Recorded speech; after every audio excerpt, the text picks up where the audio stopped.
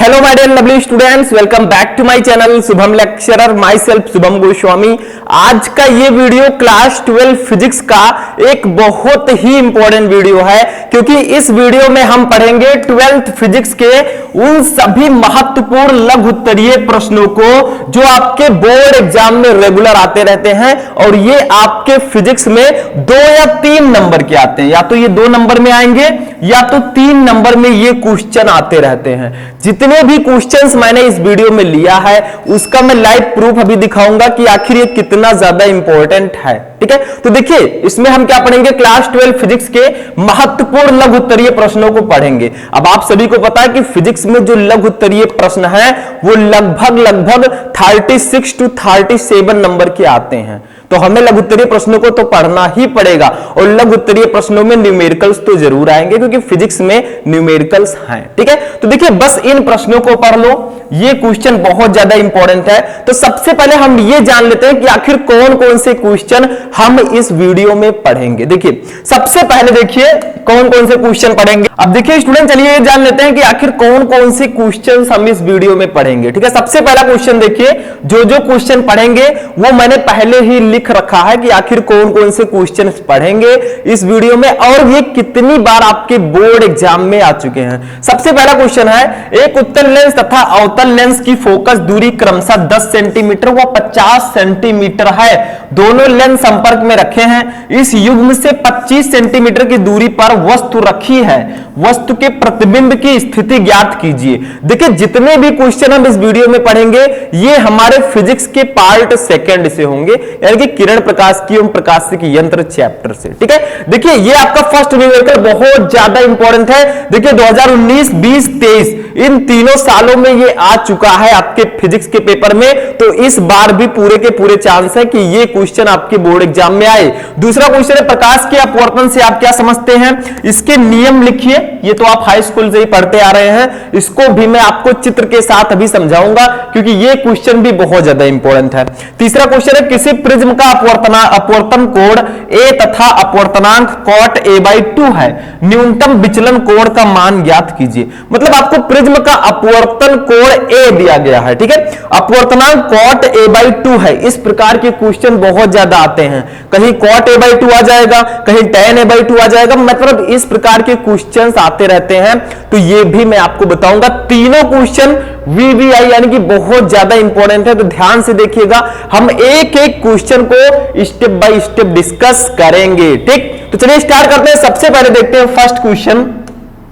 देखिए first question क्या है, ये एक न्यूमेरिकल है, और भैया फिजिक्स पढ़ रहे हैं और फिजिक्स में न्यूमेरिकल ना हो, दैट्स इम्पॉसिबल। ठीक है, ये इम्पॉसिबल है, क्योंकि फिजिक्स के हर एक चैप्टर में आपको न्यूमेरिकल मिल जाएगा। ये केमिस्ट्री नहीं है कि 2-3 चैप्टर हैं जिनसे केवल न्यूमेरिकल आते हैं। ठीक, ये फिजिक्स है। तो इसमें फर्स्ट क्वेश्चन है, एक उत्तल लेंस तथा अवतल लेंस की फोकस दूरी क्रमशः 10 सेंटीमीटर व 50 सेंटीमीटर है। 2 लेंस हैं, एक उत्तल लेंस है और एक अवतल लेंस है। उत्तल लेंस की फोकस दूरी 10 सेंटीमीटर, अवतल लेंस की फोकस दूरी 50 सेंटीमीटर है। ठीक, दोनों लेंस संपर्क में रखे हैं। देखिए दोनों लेंस संपर्क में रखे हैं। इस युग्म से 25 सेंटीमीटर की दूरी पर वस्तु रखी है, मतलब इस युग्म से 25 सेंटीमीटर की दूरी पर वस्तु रखी है, मतलब हमें वस्तु की दूरी यहां पर दी गई है। ठीक है, आपको निकालना क्या है, वस्तु के प्रतिबिंब की स्थिति ज्ञात कीजिए। तो जो दिया गया है न्यूमेरिकल में पहले हम उसको रखेंगे।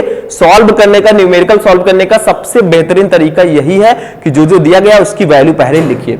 देखिए पहले हम उत्तल लेंस की फोकस दूरी को लिखते हैं। उत्तल लेंस की फोकस दूरी को हम मान लेते हैं f1। ठीक, क्या मान लेंगे, नाम दे देंगे f1। f1 कितना दिया गया है हमें, 10 सेंटीमीटर। देखिए उत्तल लेंस की फोकस दूरी है 10 सेंटीमीटर, ध्यान से समझिएगा। दूसरा देखिए, और हमें दूसरा लेंस जो दिया गया है वो अवतल लेंस की फोकस दूरी दी गई है। देखिए इसको f2 मान लेंगे। ये हमें कितना दिया गया है, ये हमें दिया गया है 50 सेंटीमीटर, 50 सेंटीमीटर। ठीक है, सेंटीमीटर कर देंगे। देखिए 50 सेंटीमीटर, लेकिन देखिए ध्यान दीजिएगा। देखिए उत्तल लेंस की फोकस दूरी हमने 10 सेंटीमीटर लिखी है, अवतल लेंस की फोकस दूरी कितनी रखेंगे। बहुत सारे स्टूडेंट थे जिनको पता चल गया होगा कि आखिर कितना रखेंगे। देखिए जो अवतल लेंस होता है उसकी फोकस दूरी ऋणात्मक होती है, तो यहां पर हम जब रखेंगे 50 को तो -50 सेंटीमीटर रखेंगे। यहां पर चिन्ह का बहुत बड़ा प्रॉब्लम होता है स्टूडेंट्स में, तो ये ध्यान रखिएगा। अवतल लेंस की फोकस दूरी को हम निगेटिव लेते हैं तो -50 सेंटीमीटर रखेंगे, ठीक। उसके बाद में हमें क्या दिया गया है, देखिए हमें दिया गया है वस्तु इस युग्म से 25 सेंटीमीटर की दूरी पर वस्तु रखी है, मतलब वस्तु की दूरी u दी गई है। देखिए u बनाइएगा, म्यू नहीं, ठीक है, u हमें दिया गया है। देखिए वस्तु की दूरी को हम लोग यहां पर क्या रखेंगे, निगेटिव रखेंगे, तो ये हमें दिया गया है -25 सेंटीमीटर, -25 सेंटीमीटर, ठीक। वस्तु की दूरी को हम निगेटिव लेते हैं। हमें वस्तु के प्रतिबिंब की दूरी निकालनी है, यानी कि प्रतिबिंब की स्थिति आपको निकालनी है, इसको हम v से डिनोट करते हैं, ये हमें निकालना है। और देखिएगा ये आपका पॉजिटिव आएगा, ठीक है, क्योंकि प्रतिबिंब की दूरी जो है पॉजिटिव होती है। तो ये चीजें हमें दी गई हैं। अब देखिए सबसे पहले हम करेंगे क्या, देखिए क्योंकि F1 और F2 मतलब उत्तल लेंस और अवतल लेंस दो लेंस हैं, दोनों संपर्क में रखे हैं, तो संपर्क में रखे लेंसों की फोकस दूरी का फॉर्मूला क्या होता है, 1/f = 1/f1 + 1/f2। मतलब आपको 1/f1 और 1/f2 को जोड़ देना है, आपका जो संपर्क में रखे लेंसों की फोकस दूरी आ जाएगी, ठीक है। तो लिखेंगे यहां पर, देखिए संपर्क में रखे, संपर्क में रखे लेंसों की फोकस दूरी, लेंसों की फोकस दूरी, फोकस दूरी, ठीक। चूंकि संपर्क में रखे हैं भैया तो दोनों को जोड़ देंगे, तो हमारा देखिए क्या आएगा, साइड में मैं सॉल्व कर देता हूं, देखिए इधर, ठीक है। फॉर्मूला आपका हो जाएगा 1/f = देखिए संपर्क में रखे लेंसों की फोकस दूरी का फॉर्मूला होता है 1/f = 1/f1 + 1/f2, मतलब दोनों को आपको जोड़ देना है, ठीक। इतना समझ में आ गया। यहां से हम क्या करेंगे, f को निकाल लेंगे, f = देखिए f1 की वैल्यू कितनी है, जल्दी बताइए, f1 की वैल्यू आपकी है 10 सेंटीमीटर प्लस में, ठीक है, प्लस 1/f2 की वैल्यू है -50 सेंटीमीटर, तो -50 रखेंगे। इतना समझ में आ गया है। आगे देखिए 1/f = हमारा कितना हो जाएगा, ध्यान से समझिएगा, न्यूमेरिकल है भैया, स्टेप बाय स्टेप आपको सॉल्व करना होगा, ठीक है। तो 1/f = कितना होगा, यहां पे देखिए 1/10 है, अब ये प्लस माइनस मिलकर माइनस कर देंगे तो 1/50 आ जाएगा, ये इतना आएगा। देखिए प्लस का माइनस से गुणा होगा तो प्लस माइनस माइनस होता है, ठीक। इतना समझ में आ गया। अब यहां से 1/f की वैल्यू कितनी आ जाएगी, 1/f = देखिए 1/10 है, ये 50 है, दोनों का एलसीएम लेंगे तो 50 आएगा, 10 5 जा 50, 5 1 जा 5 हो जाएगा, ऊपर -50 1 जा 50 और ये 1 आ जाएगा, ठीक। तो हमारा 1/f = आया फाइनली 1/f = हमारा आया 5 में से 1 जाएगा, कितना बचेगा 4/50, 4/50, ठीक है। ये स्टेप समझ में आ गया। अब देखिए आगे बढ़ते हैं, ठीक है। यहां पर एक लाइनिंग करेंगे और इधर सॉल्व करेंगे। देखिए थोड़ा प्रोसेस जो है लॉन्ग है, मैं तो ऐसे बता रहा हूं, आपको बोर्ड एग्जाम की कॉपी जब मिलेगी तो आपको सीरियल वाइज लिखना होगा, बगल बगल में नहीं, ठीक है, जैसे मैं लिख रहा हूं। अब देखिए इसको क्या करेंगे हम लोग, यहां पर इसको कट करेंगे, ठीक है। तो देखिए कैसे कट करोगे, देखिए ये हो जाएगा 2 2 जा 4 और 2 का 25, यानी कि 2/25 ये हमारा आएगा, ठीक है। तो 1/f = हमारा आ गया 2/25, ये हमारा आ गया। इसको ऐसे लिख देते हैं, मतलब इसको ऐसे रहने देते हैं, 1/f = हमारा आया 2/25, ठीक। इसको हम ऐसे ही अभी रहने देंगे। अगर आप लोग चाहें तो f = 25/2 भी लिख सकते हैं, लेकिन कोई जरूरी नहीं है। अभी हमें निकालना क्या है, हमें यहां पर निकालना है वस्तु के प्रतिबिंब की स्थिति, ठीक। तो अब यहां पर हमें लेंस का सूत्र लगाना है, क्योंकि अभी तो हमने संयुक्त लेंस की फोकस दूरी निकाली, तो 1/f = 2/25 आया, ठीक। अब हम क्या करेंगे, यहां पर लेंस का सूत्र लगाएंगे, तो लिखेंगे लेंस के सूत्र से, ठीक है। लेंस के सूत्र से हमारा फॉर्मूला होता है 1/f = लेंस का सूत्र क्या होता है, 1/f = 1/v - 1/u, 1/v - 1/u। अब चूंकि हमें v निकालना है तो इस v को इधर रहने देंगे, बाकी इसको इधर ले जाएंगे। तो जब 1/u को इधर ले जाएंगे तो ये प्लस में हो जाएगा, इधर माइनस में है, तो इसको हम इस प्रकार से भी लिख सकते हैं। देखिए 1/v = लिख सकते हैं 1/f + 1/u, ठीक है, इस प्रकार से हम इसको लिख सकते हैं। समझ में आ गया? ये आपका फॉर्मूला होता है, ध्यान दीजिएगा। अब इसी को सॉल्व कर लेंगे। देखिए 1/f की वैल्यू हमें पता ही है 2/25, इसीलिए मैंने इसको कट नहीं किया था, डायरेक्टली यही वैल्यू रख देंगे। ठीक है, u की वैल्यू हमें पता है -25, बस रख दीजिए इसी पर वैल्यू, तो हमारी आ जाएगी 1/v इक्वल टू, देखिए 1/f के जगह पर 2/25 कर देंगे, 2/25, ठीक, प्लस 1/u के जगह पर क्या करेंगे, -25 इसकी वैल्यू है। ध्यान दीजिएगा, वहां देखिए u की वैल्यू -25 है। ठीक, अब इसी को सॉल्व कर लेंगे साइड में। ठीक, देखिए 1/v इक्वल टू हमारा आएगा, देखिए 2/25 है, इसको ऐसे रहने देंगे 2/25, प्लस माइनस मिलकर माइनस होगा, 1/25 हो जाएगा। ठीक, समझ में आया? प्लस माइनस माइनस होगा जैसे हम अभी किए थे हमने। ठीक है, तो 1/v इक्वल टू होगा, देखिए 2/25 है, ये 1/25 है भैया, इसका हर बराबर है तो 25 हो जाएगा। अब हर बराबर है तो ऊपर का आपस में माइनस लगा तो घट जाएगा। ठीक है, तो 1/v इक्वल टू हमारा आ गया, 2 में से 1 जाएगा, कितना बचेगा, 1 होगा, 1/25। अब यहां से अगर v इक्वल टू निकालें तो कितना आएगा, देखिए v का 1 से गुणा होगा, कैची गुणा कीजिए, 25 का 1 से गुणा होगा तो ये 25 आ जाएगा, और ये सेंटीमीटर, और यही हमारा आंसर हो जाएगा फर्स्ट न्यूमेरिकल का। ठीक है, यही आंसर आ गया, v इक्वल टू 25 सेंटीमीटर, और मैंने पहले ही भविष्यवाणी की थी कि भैया ये पॉजिटिव आएगा। ठीक है, तो हमें कुछ नहीं करना था, उत्तल लेंस अवतल लेंस 2 लेंस दिए थे, दोनों संपर्क में रखे थे, हमने संपर्क में रखकर उनकी फोकस दूरी का फॉर्मूला लगाया तो 1/f इक्वल टू 2/25 आया। ठीक है, फिर हमने लेंस का सूत्र लगा दिया v निकालने के लिए, तो हमारा फॉर्मूला आया 1/b equal to 1/f plus 1/u, हमने 1/f वैल्यू रखा, u ऑलरेडी दिया गया था, लास्ट में हमने प्रतिबिंब की स्थिति याद कर ली, 25 सेंटीमीटर होगी, ये वस्तु के प्रतिबिंब की दूरी होगी। ठीक, तो ये आपका फर्स्ट न्यूमेरिकल सॉल्व हो चुका है। आई होप कि आप सभी को समझ में भी आ चुका होगा। तो सबसे पहले इसको आप लोग नोट कर लीजिए। ठीक, वीडियो को पॉज करके नोट कर लीजिएगा। चलिए नेक्स्ट क्वेश्चन देखते हैं, सेकंड क्वेश्चन।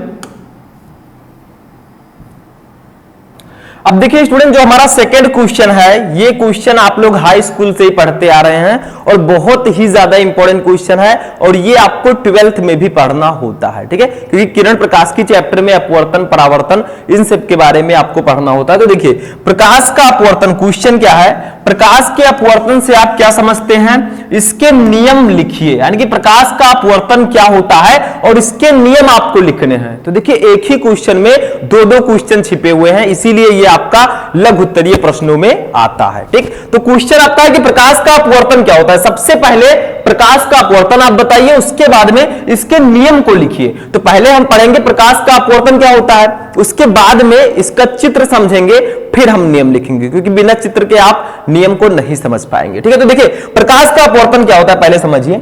जब प्रकाश एक पारदर्शी माध्यम से दूसरे पारदर्शी माध्यम में प्रवेश करता है तो दूसरे माध्यम में जाने पर इसका वेग तथा दिशा बदल जाती है, इस घटना को प्रकाश का अपवर्तन कहते हैं। यानी कि जब कोई प्रकाश किसी एक माध्यम से दूसरे माध्यम में प्रवेश करेगा तो उसका वेग और उसकी दिशा बदल जाती है, इस घटना को ही हम प्रकाश का अपवर्तन कहते हैं।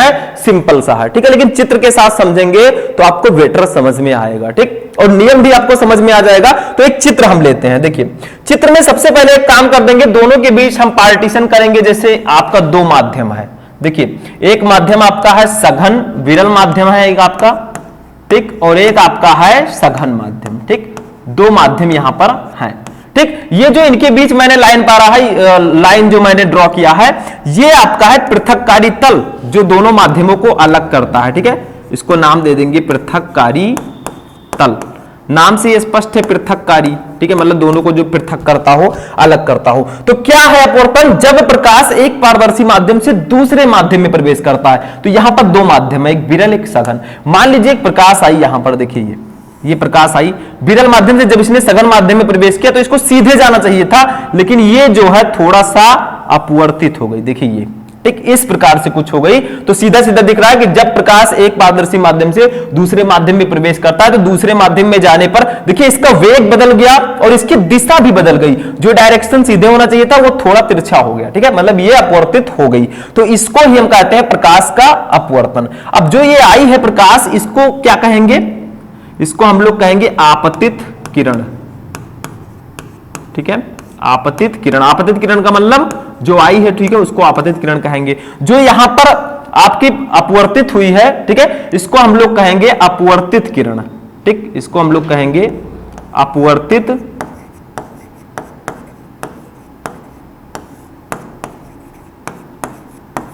किरण। ठीक, समझ में आया? तो यही है आपका प्रकाश का अपवर्तन, कि जब प्रकाश एक पारदर्शी माध्यम में एक पारदर्शी माध्यम से दूसरे पारदर्शी माध्यम में प्रवेश करेगा तो उसका वेग और उसकी दिशा बदल जाएगी। इस घटना को हम प्रकाश का अपवर्तन कहते हैं। अब देखिए, जहां पर ये मिल रही है, यहां पे जहां पर इस तल पे मिल रही है, इस पर हम लोग एक अभिलंब खींच देते हैं। देखिए, ये आपका एक अभिलंब है।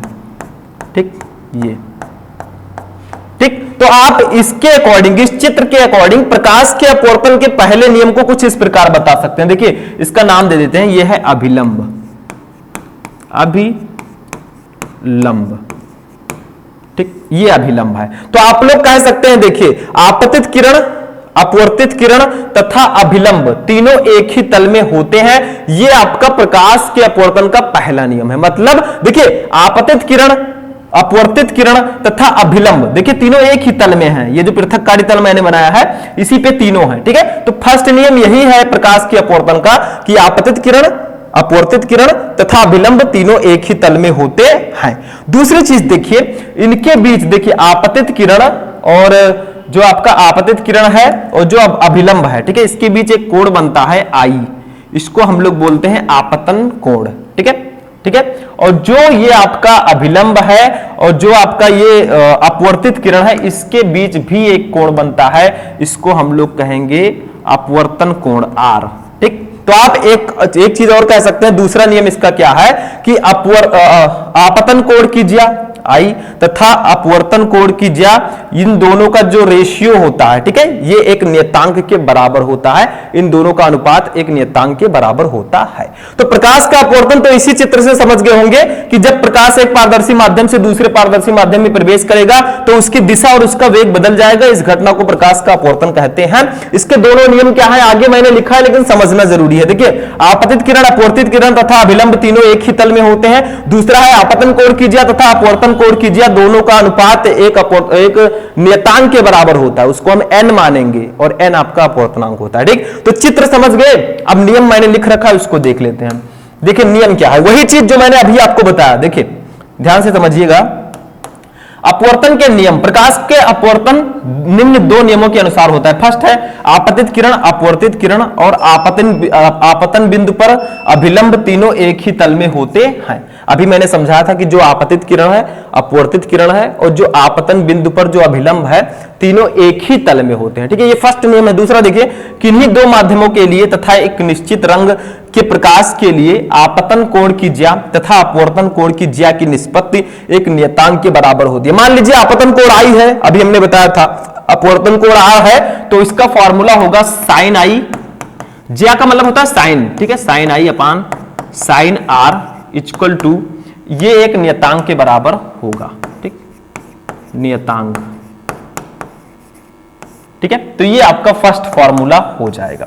इस नियतांक के जगह पर या इसी को इस प्रकार से भी लिख सकते हैं। देखिए, या लगा दिया हमने, इसको हम लिख सकते हैं sine i upon sine r equal to, आप नियतांक के जगह पर हम n लिख सकते हैं। ठीक है, क्या लिखेंगे, n। ये आपका दूसरा फॉर्मूला होगा, तो इसको ऐसे लिख देता हूं मैं, ये। ठीक, n क्या है ये भी जान लीजिए, n है आपका अपवर्तनांक। ठीक, अपवर्तनांक। तो ये आपका फॉर्मूला हो जाएगा। अपवर्तन और अपवर्तन के दोनों नियम मैंने आपको समझा दिए। ठीक है, मतलब दोनों नियम, आपतित किरण, अपवर्तित किरण और आपतन बिंदु पर अभिलंब तीनों एक ही तल में होंगे और आपतन कोण की ज्या और अपवर्तन कोण की ज्या का जो अनुपात होगा वो एक नियतांक के बराबर होगा। इस नियतांक को n मानेंगे, n है आपका अपवर्तनांक। ठीक, समझ में आ गया। तो इसको आप लोग नोट कर लीजिए। चलिए नेक्स्ट क्वेश्चन देखते हैं। थर्ड क्वेश्चन क्या है। अब देखिए स्टूडेंट, हमारा जो नेक्स्ट क्वेश्चन है, थर्ड क्वेश्चन, ये बहुत ही ज्यादा इंपॉर्टेंट है और ये थोड़ा सा घुमा फिरा कर दिया गया है। बहुत सारे स्टूडेंट इसमें कंफ्यूज हो जाएंगे क्योंकि ये क्वेश्चन थोड़ा सा अलग है। देखिए क्वेश्चन क्या है कि किसी प्रिज्म का अपवर्तन कोण ए तथा अपवर्तनांक कॉट a/2 है, न्यूनतम विचलन कोण का मान ज्ञात कीजिए। यानी कि आपको प्रिज्म का अपवर्तन कोण दिया गया, वो तो सबको पता है a होता है, ठीक है, लेकिन इसका अपवर्तनांक कॉट a/2 दिया गया। इसके जगह पर मैंने देखा है कि cos a/2, tan a/2 कुछ भी आ सकता है, ठीक है। तो न्यूनतम विचलन कोण आपको निकालना है। तो देखिए अपवर्तनांक को हम लोग डिनोट करते हैं n से। यहां पर अपवर्तनांक जो प्रिज्म के पदार्थ का अपवर्तनांक होता है उसका जो लॉन्ग वाला फॉर्मूला है n = sin a + del m/2 upon sin a/2, ठीक है, यही फॉर्मूला यहां पर लगेगा। तो n हमें दिया गया है cot a/2, ठीक है, cot a/2। उसके बाद में हमें निकालना क्या है, यहां पर del m निकालना है, डेल्टा m। ये अपवर्तन न्यूनतम विचलन कोण है, ठीक। तो यहां पर देखिए हम फॉर्मूला कौन सा लगाएंगे, एक फॉर्मूला होता है प्रिज्म के पदार्थ के अपवर्तनांक का, वो फॉर्मूला होता है n = देखिए ध्यान दीजिएगा फॉर्मूले पे, sin a + del m/2 upon sin a/2, ठीक, इतना समझ में आया। अब देखिए n की वैल्यू हमें दी ही गई है, n की वैल्यू है हमारी, देखिए cot a/2, तो इसको लिख देंगे cot a/2, ठीक, इक्वल टू आपका है वही लिख देंगे जो लिखा हुआ है, ठीक है, sin a + del m/2 upon sin a/2, ठीक। अब यहां पर एक चीज ध्यान दीजिए, देखिए cot a/2 को हम क्या लिख सकते हैं, देखिए cot a का फॉर्मूला होता है cos a upon sin a, तो cot a/2 है तो इसके जगह पर हम लिख सकते हैं cos a/2 अपान sin a/2, ठीक है, क्योंकि cos अपान sin = होता है cot, सबको पता है cos अपान sin = cot होता है, ठीक। तो यहां पर अब हम लोग इसी को लिख देंगे, ठीक है, इसके जगह पर क्या लिख देंगे, cot a/2 के जगह पर cot a/2 = होगा cos a/2, देखिए cos a/2 अपान sin a/2, ठीक, इसको इस प्रकार लिख सकते हैं। बाकी साइड वाला तो ऐसे ही रहने देंगे, क्या लिखा है, sin a + del m/2 upon sin a/2, ठीक, ये आपका लिखा हुआ है। देखिए ये आपका sin a/2 से sin a/2 कैंसिल हो जाएगा। मान लीजिए हम इसको इधर लाते तो ऊपर आता, दोनों कैंसिल हो जाता, ठीक है। तो हमारा बचेगा क्या, यहां पे हमारा बचेगा cos a/2 इक्वल टू हमारा यहां पर बचा sin a + del m/2, ठीक, इतना समझ में आ गया। ये प्रोसेस आपको समझना है कि cos a/2 = sin a + del m/2 होगा, ठीक। अब क्या करेंगे, देखिए यहां पर एक चीज और ध्यान देना है, देखिए इस cos a/2 को हम लिख सकते हैं sin 90 डिग्री, ठीक है, sin 90 डिग्री माइनस a/2। देखिए आपको एक चीज पता होगा, पहले से ही बताया गया है कि sin 90 माइनस a = होता है cos a, तो sin 90 minus a/2 = cos a/2 होगा, ठीक है। देखिए ये सब फॉर्मूला पता होगा तभी इस प्रकार के न्यूमेरिकल को आप सॉल्व कर पाएंगे, नहीं तो नहीं कर पाएंगे। देखिए cos a/2 के जगह पर हम लिख सकते हैं sin 90 माइनस a/2, क्योंकि cos a = होता है sin 90 माइनस a, ठीक, ये ध्यान रखिएगा, इक्वल टू आपका होगा sin a + del m/2। यहां से साइन से साइन हमारा कैंसिल हो जाएगा, देखिए इस साइन से साइन कैंसिल हो गया तो बचेगा क्या, देखिए इधर हमारा बचा, चलिए इसको मैं इधर ले आता हूं, इसको इधर ले जाता हूं, दोनों एक ही चीज है। तो a + del m/2 equal to हमारा बचा, देखिए 90 डिग्री माइनस a/2, ठीक, ये इतना बचा। अब इसी को सॉल्व कर लेंगे, देखिए स्टेप बाय स्टेप मैं बता रहा हूं, प्रॉब्लम नहीं होनी चाहिए, ठीक है। देखिए इसको सॉल्व कर लेंगे तो इसके नीचे एक हम मान सकते हैं, तो वो तो हमारा ऐसे रहेगा a + del m/2, उधर वाला ऐसे ही रहेगा, लेकिन इसको क्या करेंगे, एलसीएम ले लेंगे। देखिए इसका एलसीएम लेंगे, कितना आएगा, 2 और 1 का एलसीएम लेंगे 2 आएगा, ठीक। ऊपर देखिए 1 2 2 और 2 का 90 से गुणा होगा तो 180 हो जाएगा, ठीक है, 180 डिग्री माइनस a आपका हो जाएगा, ठीक। यहां से आपका देखिए 2 से 2 भी कैंसिल हो जाएगा, दोनों को कैंसिल कर देते हैं तो हमारा क्या आएगा, देखिए हमारा आ जाएगा del m equal to, cancel तो हो ही जाएगा क्योंकि दोनों डिवाइड में है, ठीक है, ऊपर ले जाएंगे तो भी वही आएगा, तो ये हमारा हो जाएगा 180 डिग्री माइनस ए। अब देखिए ये आपका है, इसको मैं इधर ले आता हूं, इधर प्लस में है, इधर आएगा ये माइनस में हो जाएगा, ठीक, ये देखिए ये आपका इधर प्लस में, इधर आएगा माइनस में हो जाएगा। अब यहीं पर देखिए हमारा सॉल्व हो चुका है, एक प्रोसेस और है, देखिए डेल एम इक्वल टू हमारा होगा, देखिए 180 डिग्री हो जाएगा ये आपका, माइनस ए और ये मिलकर क्या बनाएंगे, देखिए माइनस माइनस प्लस होता है, ए और ए इक्वल टू 2a हो जाएगा, ठीक, और यही हमारा होगा आंसर, ठीक, यही हमारा आंसर होगा, न्यूनतम विचलन कोण del m equal to 180 degree minus 2a। अब बहुत सारे स्टूडेंट कहेंगे सर ये कैसा आंसर है, आंसर तो दूसरी तरह से आता है, ठीक है, मतलब डिजिट में, लेकिन यहां पर 180 डिग्री माइनस 2a ही आपका आंसर होगा, क्योंकि क्वेश्चन कुछ इसी प्रकार से है कि n के जगह पर आपको cot a/2 दिया गया था, तो आप कह सकते हैं कि किसी प्रिज्म का अपवर्तन कोण 1 तथा अपवर्तनांक cot a/2 है, तो न्यूनतम विचलन कोण का मान होगा 180 डिग्री माइनस 2a। तो आपको कुछ नहीं करना, सब कुछ दिया गया था, हमें प्रिज्म के पदार्थ के अपवर्तनांक का फॉर्मूला लगा देना है, ये वाला, ठीक, हमारा आ जाएगा यहाँ पे जो वैल्यू आया था, ठीक है, इसी फॉर्मूले पर बस आपको प्रोसेस क्या समझना है कि cot a इक्वल टू क्या होता है, cot a/2, ठीक, उसके बाद में sin 90 degree minus a equal to क्या होता है, ये सब आपको आना चाहिए, ठीक है। तो हमारा ये तीसरा क्वेश्चन था और 3 क्वेश्चन हमने इस वीडियो में पढ़ा, बहुत ही इंटरेस्टिंग ये वीडियो था, आप लोग चाहे तो इसको नोट कर सकते हैं, ठीक है। तो आज का ये इंटरेस्टिंग सेशन हमारा यहीं पर फिनिश होता है, मिलेंगे नेक्स्ट वीडियो में नेक्स्ट टॉपिक के साथ, तब तक के लिए जय हिंद।